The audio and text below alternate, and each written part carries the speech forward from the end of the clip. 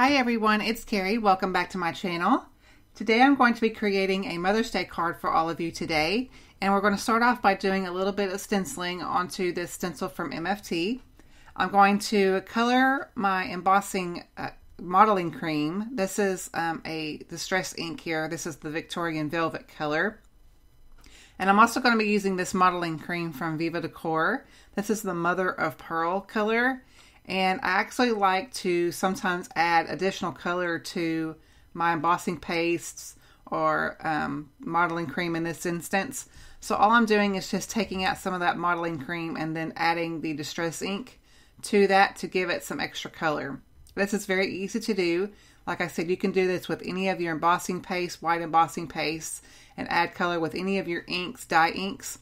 It's really easy to do, and it just adds that much more pop of color to your overall look of your design here. So I'm going to take my palette knife and just spread that all over the stencil. Very, very easy, very, very simple. And I'm actually putting this onto a piece of watercolor paper in case I don't mention that, because I am adding a lot of this embossing paste and I just like to have the extra weight of my cardstock to hold that.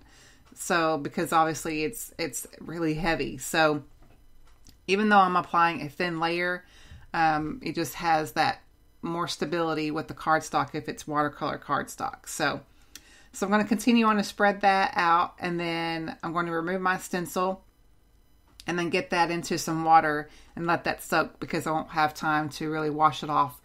So I'm going to continue on with my card, and I've already stamped out my images. The bear is from the Bitty Bear stamp set from MFT. And then the two M's that you see is from the, I believe it's called the Mom and Dad Icons from Simon Says Stamp. I'm going to color those images in with my Copic markers today. And all of the colors that I am using I've listed below there on the screen. And I'm just working from lightest to darkest on my bear. And probably should have just done, I sometimes do both. Sometimes I do darkest to lightest. Sometimes I do lightest to darkest. It just depends. I'm still quite, learning here as far as my coloring. I've gotten a lot better over the years since I have committed to investing into Copics. But, I'm still learning. We learn every day whenever in practice makes perfect, right? I guess.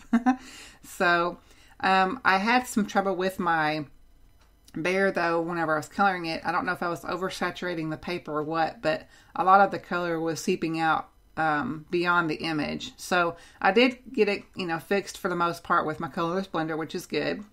So I'm moving on to the heart here, and I'm just going to color it from darkest to lightest in this instance.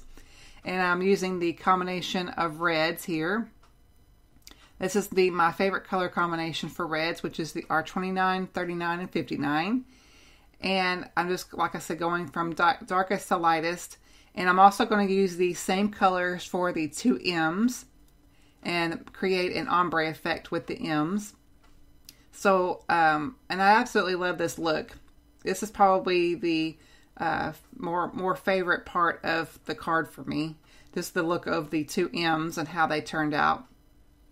So I'm just kind of trying to keep this as even as possible with the amount of color that I'm putting down. And it's really easy to do. This is, you could do a multitude of color combinations with this, but I wanted to keep with the, heart and the overall kind of pinkish red theme that I was going for today. This card is actually for my mother, and I thought I would just share with you the overall process of how I created the card. So I'm not sure if my mother watches my videos, but if she does, Mom, this is your card. So, and I hope you like it. And for all of you mothers out there that are going to celebrate the day, I'm hoping that you guys feel as much love as you should every single day. So whether you're a mother of a human child or a fur baby, like I am, I hope that you feel as loved and appreciated as you should be. So I'm going to continue on to color these two M's and finish that up, and then I'm going to take the coordinating dies and die cut those out. So once I've got that completed, I'm going to move on to the rest of my card.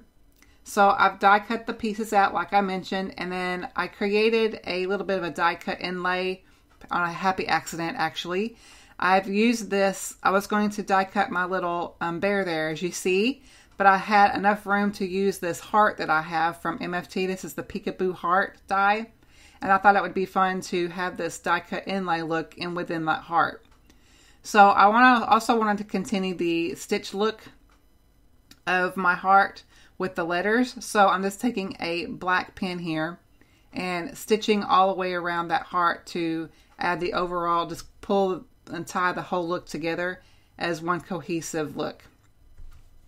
And I absolutely love this pen. It's actually a journaling pen from EK Success, I believe. And this pen actually is a suggestion from Kelly Latova.